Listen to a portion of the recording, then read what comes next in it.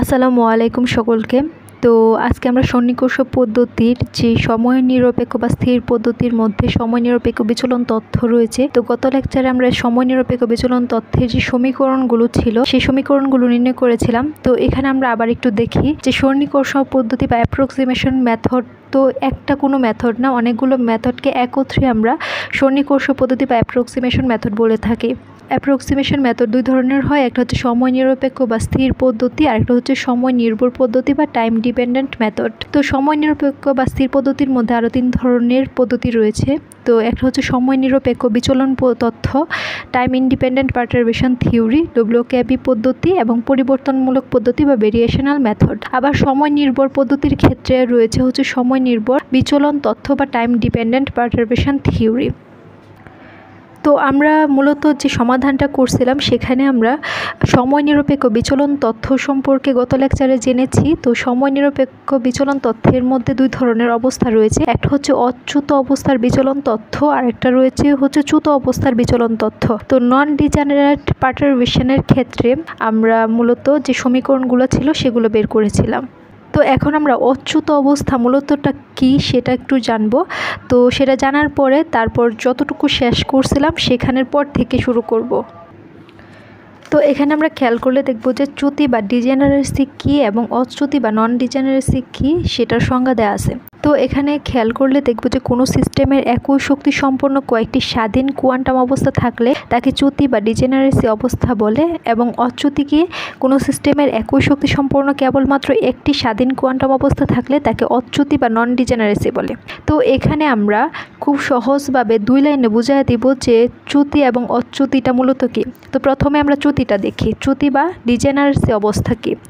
এখন আমরা জানি যে আইগেন সমীকরণ কি। আইগেন সমীকরণ হচ্ছে কোনো একটা অপারেটর কোনো একটা ফাংশনকে অপারেট করলে আমরা একটা আইগেন মান পাই এবং যে ফাংশনটা থাকে সেম ফাংশনটাই পাই। তো ধরে নিলাম আমরা একটা অপারেটর নিলাম, সেটা হচ্ছে এইচ নট। হ্যাঁ, এটা হচ্ছে হ্যামিল্টনিয়ান অপারেটর। এই হ্যামিল্টনিয়ান অপারেটর কী করলো, একটা ফাংশন বা একটা স্টেটকে অপারেট করলো। তো ধরে নিলাম সেই ফাংশন বা স্টেটটা হচ্ছে সাই এন স্টেট। তো এটাকে অপারেট করলে আমরা শ্রোডিঙ্গার তরঙ্গ সমীকরণ থেকে জানি যে এখানে আইগেন মানটা হয় মূলত এনার্জি বা ইএন। তো এক্ষেত্রে আমরা যে আইগেন মানটা পাবো সেটা হচ্ছে ইএন নট। তো যে স্টেটটা এই অপারেটর অপারেট করে সেম স্টেটটাই পাওয়া যাবে। তো সেম স্টেটটা কি, সাই এন নট। তো এই যে সমীকরণটা হলো না, এই সমীকরণটাকে মূলত বলে আইগেনমান সমীকরণ। এই আইগেনমান সমীকরণের ক্ষেত্রে আমরা ফাংশনটা খেয়াল করব বা স্টেটটা খেয়াল করব। এই যে স্টেটটা রয়েছে এই স্টেট দ্বারা আমরা অপারেট করে কি পাইছি, একটা আইগেন মান পাইছি ইএন নট। এখন আমরা যদি আরেকটা স্টেট নেই, ধরে নিলাম সেই স্টেটটা হচ্ছে সাই এম নট, এবং এই স্টেটটা নেওয়ার ফলে যে আইগেন মানটা পাবো সেটাও ইএন নট, বা যে এনার্জিটা আগে পাইছি সেটাই পাবো। তো এরকম যদি হয় যে বিভিন্ন ধরনের স্টেট দ্বারা অপারেট করার পর সেম আইগেন মানটা পাওয়া যাইতেছে, তখন আমরা বলতে পারবো এটা হচ্ছে চ্যুতি বা ডিজেনারেসি অবস্থা। অর্থাৎ এখানে আমরা সংজ্ঞাটা দেখলে দেখব যে কোনো সিস্টেমের একই শক্তি সম্পন্ন মানে এনার্জিটা সেম থাকবে, কিন্তু সেটা যদি কয়েকটি স্বাধীন অবস্থা 2 বা তার ততোধিক হতে পারে, তো সেই ক্ষেত্রে আমরা বলতে পারবো যে এটা হচ্ছে চ্যুতি বা ডিজেনারেসি অবস্থা। এখন অচ্যুতি কী হবে তাহলে? অচ্যুতি হচ্ছে আমরা এখানে কয়েকটা ফাংশন পাইছি না, কয়েকটা ফাংশনকে অপারেট করার পর সেম আইগেন মান পাইছি, কিন্তু অচ্যুতি অবস্থার ক্ষেত্রে একটা ফাংশন দ্বারা অপারেট করে একটাই আইগেন মান পাওয়া যাবে, এর বেশি পাওয়া যাবে না। তো এখানে খেয়াল করলে দেখব যে আমরা যদি সাই এন দ্বারা এসকে যদি অপারেট করি তাহলে আইগেন মান ই এন পাইছি, তো সাথে সাই এনটা পাওয়া গেছি। কিন্তু অচ্যুতি অবস্থার ক্ষেত্রে এই সাই এন দ্বারা শুধুমাত্র ইএনই পাওয়া যাবে, সাই এম দ্বারা ইএন পাওয়া যাবে না, বা সাই কে দ্বারা ইএন পাওয়া যাবে না। একটা মাত্র ফাংশন দ্বারা অপারেট হয়ে একটাই আইগেন মান পাওয়া যাবে। তো এটা আমরা খেয়াল রাখবো। তো চ্যুতি বা ডিজেনারেসি কি, যে আইগেন মান একটা থাকবে কিন্তু ফাংশন অনেকগুলো ফাংশন দ্বারা অপারেট করতে পারবো, কিন্তু আইগেন মানটা একটাই থাকবে। আর অচ্যুতি কি, অচ্যুতি হচ্ছে যে ফাংশনটাও একটা থাকতে হবে আর আইগেন মান যেটা পাবো, যে ফাংশনের জন্য যেটা পাবো সেটাই থাকতে হবে, সেটা হচ্ছে অচ্যুতি অবস্থা। তো আশা করি আমরা বুঝতে পারছি চ্যুতি এবং অচ্যুতি অবস্থা। তো আমরা যে প্রশ্নটা সমাধান করছি গত লেকচারে সেটা হচ্ছে অচ্যুতি বা নন ডিজেনারেসি অবস্থার জন্য যে সমীকরণগুলো ছিল সেগুলো বের করছি এই যে এখানে। তো আমি গত লেকচারটা আমার ডেসক্রিপশন বক্সে দিয়ে দিব, যারা দেখেন নাই সেটা ডেসক্রিপশন বক্সে গেলেই পেয়ে যাবেন। তো সেটা দেখার পর আজকের এই প্রশ্নটা সমাধানটা দেখতে হবে, নয়তো বুঝতে অনেক অসুবিধা হয়ে যাবে। তো এখানে 7, 8, 9 এই 3টা সমীকরণ পাইছি। এই সমীকরণগুলো মূলত অচ্যুতি অবস্থা বা নন ডিজেনারেট অবস্থার জন্য পাই। আর নন ডিজেনারেট অবস্থা কি? নন ডিজেনারেট অবস্থা হচ্ছে আমরা একটা আইগেন ফাংশনের জন্য একটাই এনার্জি মান পাবো। তো এই প্রশ্নটা সমাধান করে এতটুকু আসার পর তারপর থেকে আমরা এখানে প্রশ্নটা সমাধান করব, সেটা হচ্ছে শক্তির প্রথম ক্রম সংশোধন। এখন শক্তির প্রথম ক্রম সংশোধনের ক্ষেত্রে আমাদের 8 নং সমীকরণটা প্রয়োজন হবে। তো 8 নং সমীকরণটা কি? 8 নং সমীকরণটা হচ্ছে প্রথম ক্রমের জন্য সমীকরণ, আর 9 নং সমীকরণ হচ্ছে দ্বিতীয় ক্রমের জন্য। যেহেতু আমরা প্রথম ক্রমের জন্য শক্তি নির্ণয় করব, শক্তির সংশোধন নির্ণয় করব, সেক্ষেত্রে আমাদের 8 নং সমীকরণটা প্রয়োজন হবে। তো শক্তির প্রথম ক্রম সংশোধনের ক্ষেত্রে যেহেতু আমাদের 8 নং সমীকরণটা প্রয়োজন হবে, তো এখানে আমরা 8 নং সমীকরণটা লিখে নিলাম। তো শক্তির প্রথম ক্রম সংশোধনের জন্য ক্যাট সাই এন 1কে অবিচলিত বা আনপারটার্ব অবস্থার লিনিয়ার সমষ্টি হিসেবে লেখা যায়। তো আমরা গত লেকচারে পারটার্ব এবং আনপারটার্ব সিস্টেম সম্পর্কে আলোচনা করেছি, তো এখানে আর তেমন কিছু আলোচনা করব না। আমরা জানি যে কোনো একটা বক্সের ভিতরে একটা পার্টিকেল থাকলে সেই পার্টিকেল অবশ্যই অণু, পরমাণু বা এই ধরনের ক্ষুদ্র কিছু পার্টিকেল থাকবে। সেই পার্টিকেলের মধ্যে যদি কোনো ডিস্টারবেন্স না থাকে, সেক্ষেত্রে বিভব শক্তির কোনো পরিবর্তন হবে না। সেই ক্ষেত্রে আমরা এটাকে আনপারটার্ব সিস্টেম বলতে পারি।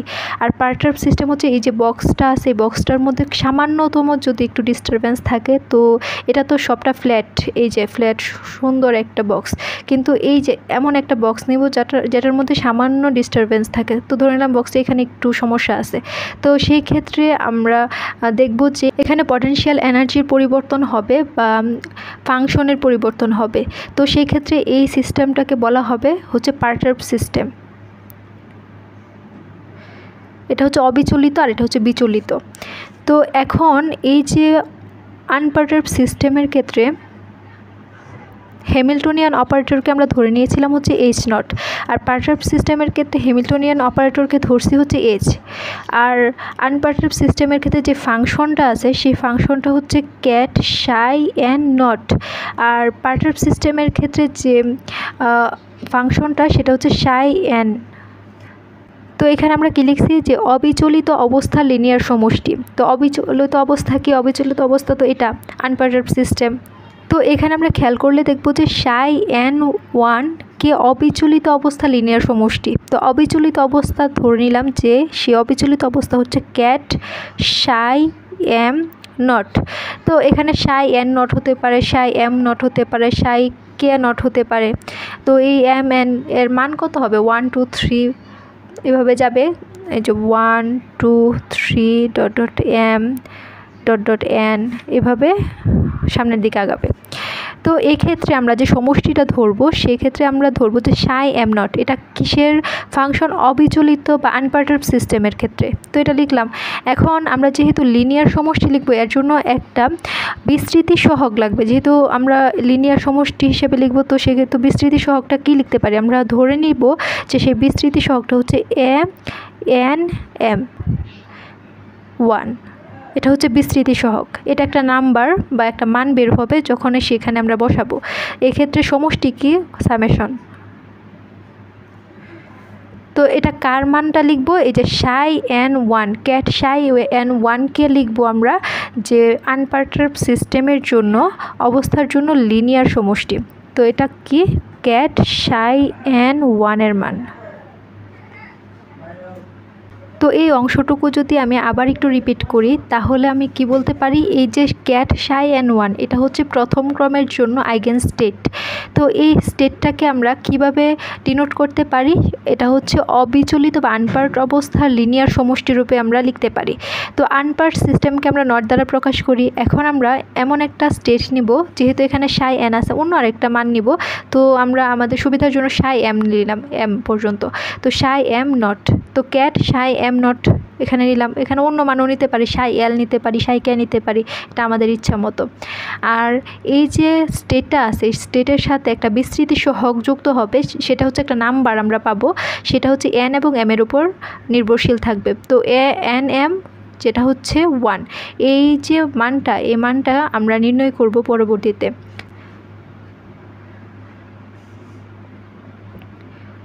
তো এই যে আমরা জানি যে এই যে এমটা তো এখানে এম পর্যন্ত যাবে 1 2 3 এই যে এম পর্যন্ত এন পর্যন্ত যাবে না। তো আমরা এখানে তো একটা এন নিলাম, তো এখানে যে ফাংশনটা নেব সেটা হচ্ছে সাই এম, আর এই সাই এম এর মান কত পর্যন্ত থাকবে? এম পর্যন্ত থাকবে, 1 2 3 এভাবে যেতে যেতে এম পর্যন্ত যাবে। তো এখানে সামেশনের মধ্যে আমরা এম লিখে দিব। তো এখানে আমরা কত নং সমীকরণ দিব? এটাকে 9 নং সমীকরণ। তো আগে 8 নং সমীকরণ ছিল, তো এটাকে আমরা 9 নং সমীকরণ দিব। তো এখন আমাদের কাজ হচ্ছে 9 নং সমীকরণকে 8 নং সমীকরণে ব্যবহার করব। তো 8 নং সমীকরণে কি আছে? সাই এন 1 ক্যাট। তো যেখানে যেখানে এই 8 নং সমীকরণে ক্যাট সাই এন 1 আছে সেখানে আমরা এই মানটা লিখতে পারবো। তো এটাই কাজ করব যে এইচ নট ক্যাপটিক থাকবে, আর এখানে সাই এন 1 ক্যাটের পরিবর্তে আমরা summation of M A N M 1 ket psi M naught লিখব। তো এখানে এইচ নট ক্যাপ যেহেতু একটা অপারেটর, সেহেতু আমরা এটা সামেশনের অভ্যন্তরে লিখতে পারি। তো এখানে আমরা লিখব হচ্ছে summation M A N M 1।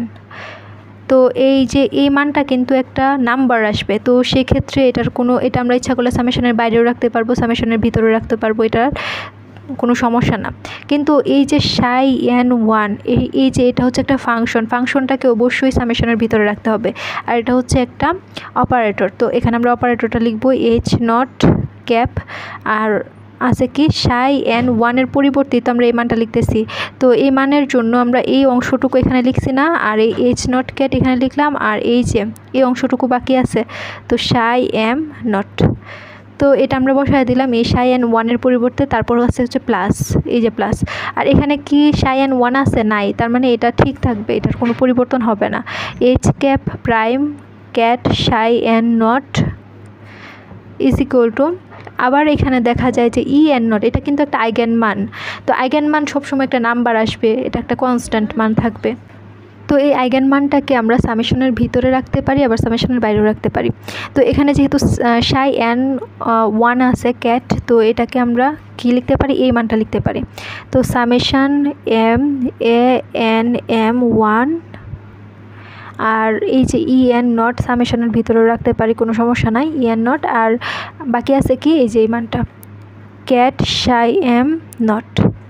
তো এটা আমরা কিসের পরিবর্তে লিখছি? এই যে ক্যাট সাই এন 1-এর পরিবর্তে লিখছি। তো তারপর তো আর কোনো ক্যাট সাই এন 1 নাই, তো এই অংশটুকু ঠিক থাকবে। তো plus E N 1 ket psi N naught. তো এখানে আমরা লাইনটা শর্ট করতে পারি, কিন্তু বোঝার সুবিধার জন্য লাইনগুলো বড় করব। তো এখানে এই যে সামেশনের যে অংশটা, এই অংশটা আমরা এই সাইডে নিয়ে আসব। তো এই অংশটাকে যদি এই সাইডে নিয়ে আসি তাহলে এটা প্লাস আকার আছে, এই সাইডে আসলে মাইনাস হয়ে যাবে। তো এটা ঠিক রাখবো, এই অংশটুকু summation M A N M 1 H naught cap ket psi M naught minus, তো এটা যদি এই সাইডে আসে তাহলে হবে summation M A N M 1 E N naught ket psi M naught, তারপর এটা ঠিক থাকবে plus H cap prime ket psi N naught is equal to, এখানে এটা অবশিষ্ট থাকবে E N 1 ket psi N naught. তো এখানে আমরা একটা কাজ করতে পারি যে এটা তো একটা অপারেটর, হ্যাঁ, এই অপারেটর যদি এই যে ফাংশনটাকে অপারেট করে তাহলে কি হয়? আমরা আইগেন মান সমীকরণ থেকে জানি একটা মান পাবো, একটা আইগেন মান পাবো, এবং যে ফাংশনটা দ্বারা অপারেট হয় সেম ফাংশনটাই পাবো। তো এখানে এই সাই এম নটকে এই Hamiltonian operator H cap operate করলে আমরা শ্রোডিঙ্গার তরঙ্গ সমীকরণ থেকে জানি যে সেখানে আমরা একটা মান পাই, সেটা হচ্ছে এনার্জি পাই। আইগেন মানটা যেটা পাই সেটা হচ্ছে এনার্জি মান। তো সেই এনার্জিটা অবশ্যই ই এন নট হবে, কারণ হচ্ছে এই যে স্টেটটা আছে সেই স্টেটটা কি আনপারটার্ব সিস্টেমের মধ্যে আছে, তো সাই এম নট। তো সেক্ষেত্রে আমরা কি করতে পারি? তো এটাও তো এস নটে, তো আনপারটার্ব সিস্টেম, তো এনার্জিটা কি হবে? E N naught. তো যে ফাংশনটা দ্বারা এটা এই অপারেটর অপারেট হলো সেম ফাংশনটাই তো পাবো, তো এখানে সাই এম নটটা পাওয়া যাবে। তো এই অংশটুকুর পরিবর্তে আমরা কি লিখতে পারি? ই N naught ket psi M naught, তো এটাই লিখবো এখানে। তো এখানে আমরা কি লিখতে পারি? এম, এই যে এটা তো একটা বিস্তৃতি সহগ, এটার তো কোনো পরিবর্তন হবে না, আর এই অংশটুকুর পরিবর্তে আমরা কি লিখতে পারি? ই not Sai M not, E not ket psi M naught. তো এখানে আমরা ই নট লিখলাম না, এই যে সাই এম নট না, তো এটাকে আমরা ই এম নট এনার্জিটা, তো এখানে হবে নটটা উপরে হবে, এটা হচ্ছে ই এম অবস্থার জন্য এটা নির্দেশ করে। তার বাকি অংশটুকু আমরা ঠিক রাখবো। Summation M A N M 1 E N naught ket psi M naught plus H cap prime ket psi N naught আর ইকুয়াল টু কী হবে E N 1 ket psi N naught. তো এখান থেকে summation M A N M 1, এটার ক্ষেত্রেও summation M A N M 1 common নিব। তো এখানে যদি কমন নেই summation M A N M 1, তো এখানে থাকবে কি এই আইগেন ফাংশনটাও তো সেম আছে দুইটার ক্ষেত্রে, তো এটাও কমন নিব। তো থাকবে ই M naught minus E N not, E M naught minus E N naught. তো আর থাকবে কি ক্যাট সাই এম নট, আর এখানে থাকবে plus H cap prime Sai N not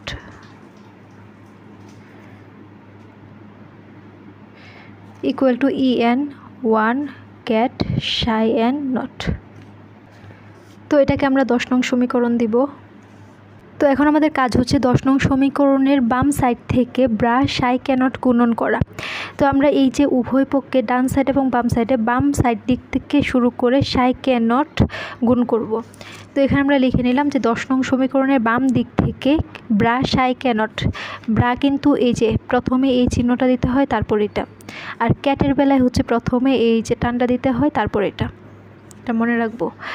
এখন এখানে আমরা যেহেতু বাম সাইড থেকে করব, তো আমরা মূলত এই যে ব্রা সাই ক্যানট কোথায় যুক্ত করব বাম সাইড থেকে, অবশ্যই স্টেটের আগে। তো এই স্টেটটা যেটা আছে এটা তো ডান সাইডে অবশ্যই রাখতে হবে, এবং এই ব্রা সাই ক্যানটকে বাম সাইডে রাখতে হবে, যেহেতু এখানে লিখে দিছি যে বাম দিক থেকে। তো এই ফাংশনটা বা এই স্টেটটাকে ডানে রাখতে হবে আর এটাকে বামে, তো এটা প্রথমে লিখতে হবে তারপর এটা লিখতে হবে।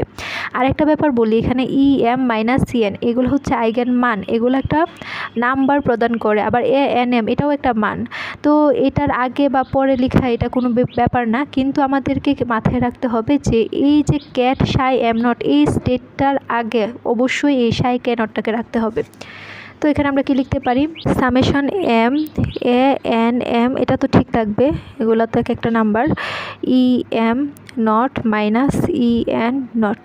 তো প্রথমে ব্রা সাই কে নটটাকে আগে লিখব, ব্রা সাই কে নট, তারপর হচ্ছে স্টেটে এই স্টেটটা লিখব সাই এম নট প্লাস, সেমভাবে আমরা স্টেটের আগে কিন্তু গুণন করব।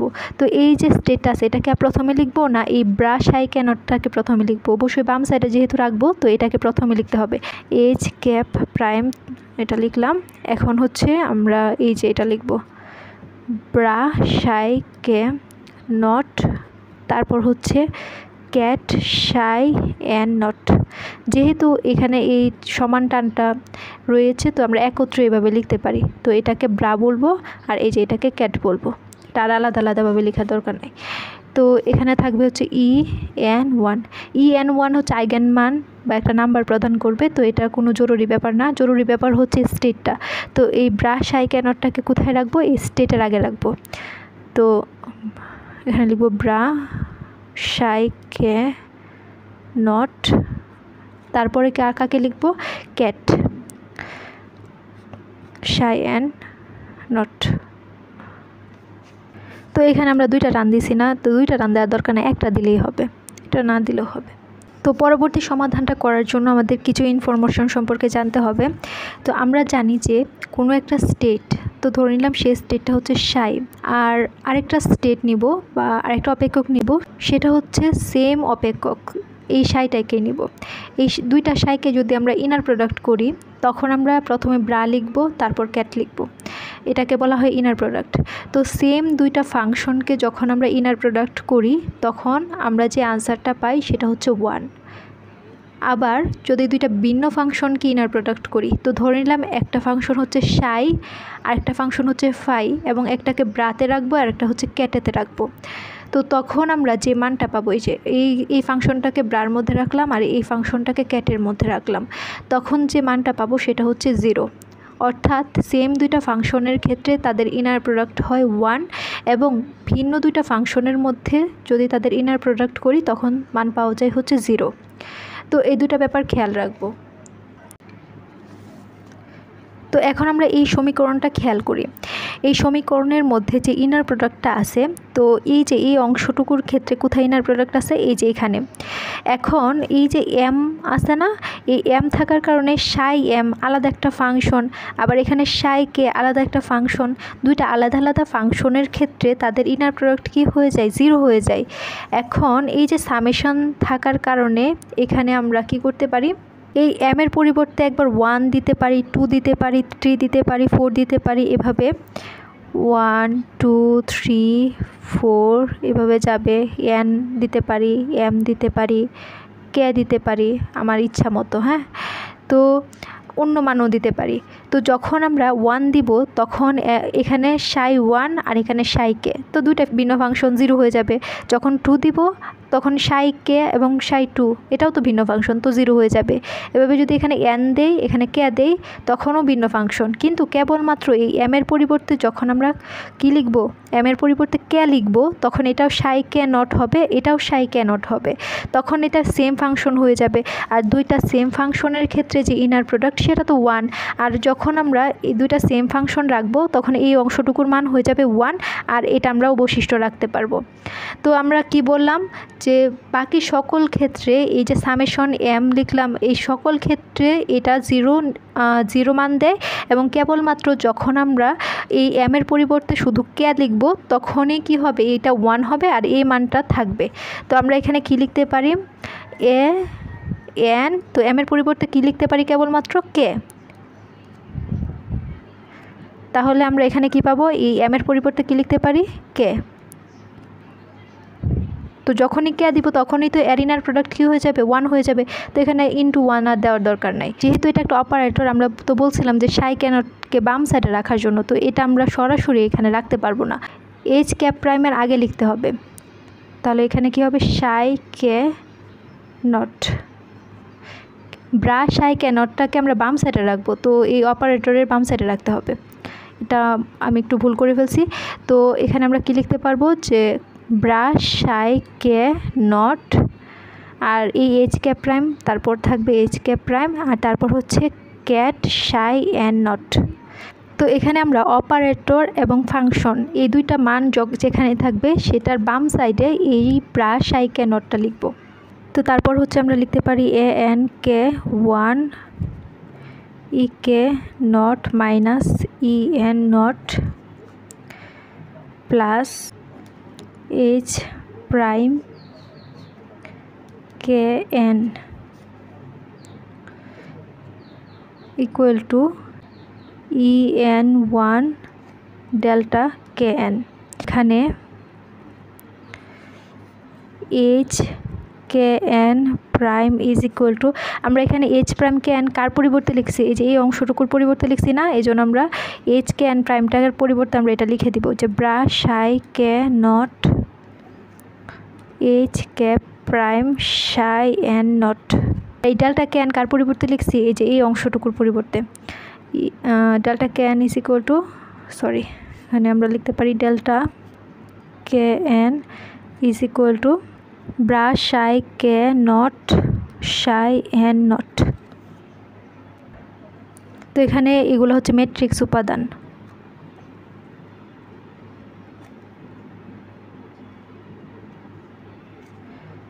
তো এটাকে আমরা 11 নং সমীকরণ দিব, এটাকে 12 নং সমীকরণ দিব।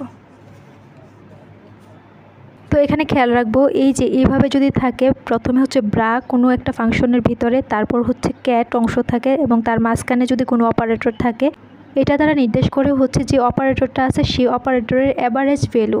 তো H K N prime is equal to আমরা পাইছি কত, bra psi K naught H K prime ket psi N naught. তো এখন K is equal to N হলে 11 নং কে লেখা যায়। তো 11 নং সমীকরণে কে ইজ ইকুয়াল টু এন যদি দেই, তাহলে আমরা এখানে কে কে ইজিক্যাল টু এন দিলে E N minus E N তো জিরো হয়ে যাবে না কাটাকাটি করলে, তো এই সম্পূর্ণ মানটা জিরো হয়ে যাবে। তা তো থাকবে কি এইচ কে এন প্রাইম থাকবে। তো এইচ কে এন, তো এখানে আমরা কে এন দিব না কারণ কে ইজিক্যাল টু এন লিখছি, তো কে এর পরিবর্তে এই যে এখানে কে এর পরিবর্তে এন লিখবো, এন এন প্রাইম।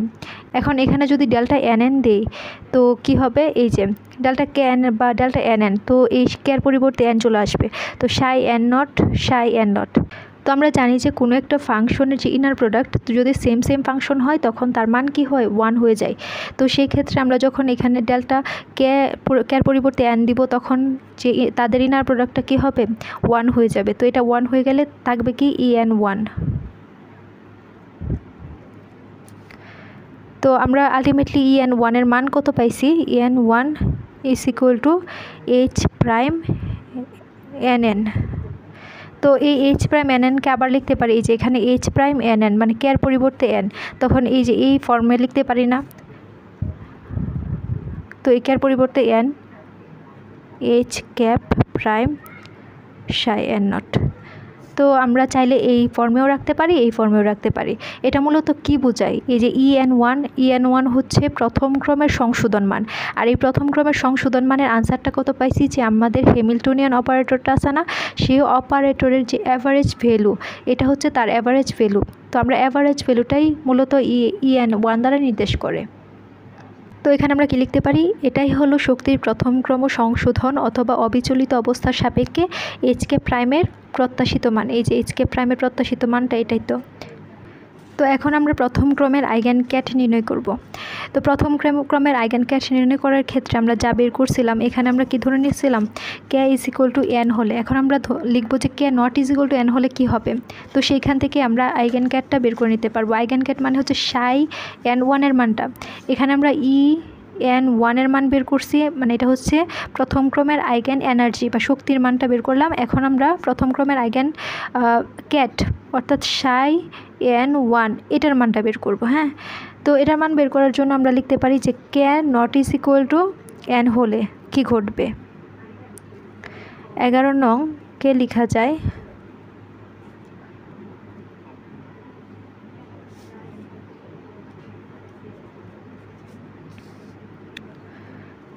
তো এই K naught is equal to N হলে আমরা কি লিখতে পারি, এই যে এটা যদি এন না হয় তাহলে অন্য যে কোনো একটা মান হতে পারে।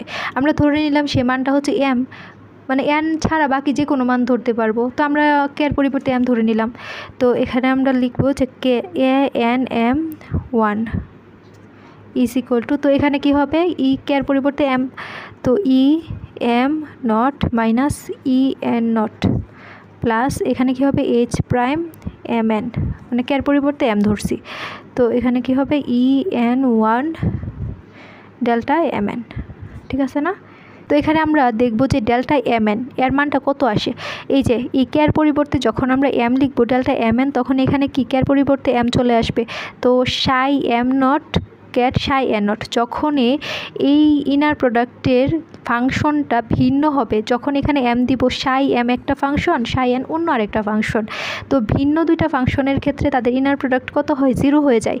তো আমরা যখন এইখানে সাইকে এর মধ্যে এম লিখব তখন আমরা ইনার প্রোডাক্টটা পাবো 0। তো এখানে আমরা এম লেখার কারণে এই মানটা কি হয়ে যাবে, 0 হয়ে যাবে। এটাই তো ডেল্টা এম এন মানেই তো এই মানটা। তো এটা 0 হয়ে গেলে এটার সাথে যা থাকবে সবটাই তো 0 হয়ে যাবে। তো এখানে আমরা 0 লিখতে পারবো। সরি, এখানে তো এটা সমান সমান না, এটা গুণ আকারে আছে। তো এই এ এন এম 1 এর মানটা বের করব, এ এন এম 1। তো এটা বের করতে গেলে এইটা ওই সাইডে গেলে মাইনাস হয়ে যাবে না, minus H M N prime, আর এই অংশটুকু ওই সাইডে গেলে ভাগ হয়ে যাবে, এটার সাথে এটা গুণ আকারে আছে ওই সাইডে গিয়ে ভাগ হয়ে যাবে। তো ই M naught minus E N not. এখন আমরা 9 নং সমীকরণে এই এন এম 1 এর মানটা বসায় দিব, তাহলেই আমরা সমাধানটা পেয়ে যাব। তো 9 নং সমীকরণে এ এন এম 1 এর মান বসায়। তো 9 নং সমীকরণটা কী ছিল, psi N 1 is equal to summation M A N M. তো এই এ এন এম 1 এর পরিবর্তে কী বসাতে পারবো, এই যে minus H M N prime E M naught minus E N naught. তো এটাই বসাবো 9 নং সমীকরণে, cat psi N 1 summation M. তো তারপর 9 নং সমীকরণে কী ছিল, এ এন এম 1। তো এটার পরিবর্তে কী লিখবো, তো এই মাইনাসটা সামেশনের বাইরে রাখতে পারবো, কোনো সমস্যা নাই। তো H M N prime divided by E M naught minus E N naught. তারপর সাথে কি আছে, সাথে হচ্ছে ক্যাট সাই এম নট, তো ক্যাট সাই এম নট। তো যা আইগেন অপেক্ষক বা তরঙ্গ ফাংশনের প্রথম ক্রম সংশোধন প্রকাশ করে। তো এখানে আমি একটা কথা বলে রাখি যে তরঙ্গ ফাংশনের ক্ষেত্রে আমরা সাই এই ফাংশনটা নিয়ে আসবো, কিন্তু অন্য যে কোনো ফাংশনের ক্ষেত্রে, যে কোনো আইগেন ফাংশনের ক্ষেত্রে আমরা কি করব, তো আমাদের বইয়ের মধ্যে যে কোনো ফাংশনের ক্ষেত্রে সাই এটা উল্লেখ না করে সরাসরি এন নিয়ে আসছে। যেখানে যেখানে আমরা সাই এন লিখছি না, সেখানে বইয়ের মধ্যে শুধুই এন লেখা। তো এটা হচ্ছে অন্য যে কোনো আইগেন ফাংশনের ক্ষেত্রে যখন আমরা তরঙ্গ ফাংশনটাই লিখব, সেক্ষেত্রে আমরা এই সাই এনটা লিখব। তো এই সাই দ্বারা বোঝাই হচ্ছে তরঙ্গ ফাংশনের ক্ষেত্রে আমরা যে কাজগুলো করছি সেই কাজগুলো, বা এই প্রথম ক্রম আইগেনভ্যালুর ক্ষেত্রে তরঙ্গ ফাংশনের ক্ষেত্রে কী মানটা বের হবে সেটা নির্দেশ করে। আর যখনই আমরা অন্য যে কোনো একটা ফাংশন নিয়ে আসবো, আইগেন ফাংশন ধরে নিয়ে করব, তখন এই সাইটা দেওয়ার দরকার নয়, সরাসরি এন লিখলেও হবে। তো আমরা ধরে নিব যে এই এনটা হচ্ছে আইগেন ফাংশন। অন্য আইগেন ফাংশন তরঙ্গ ফাংশনই হতে হবে এমন তো কোনো কথা না।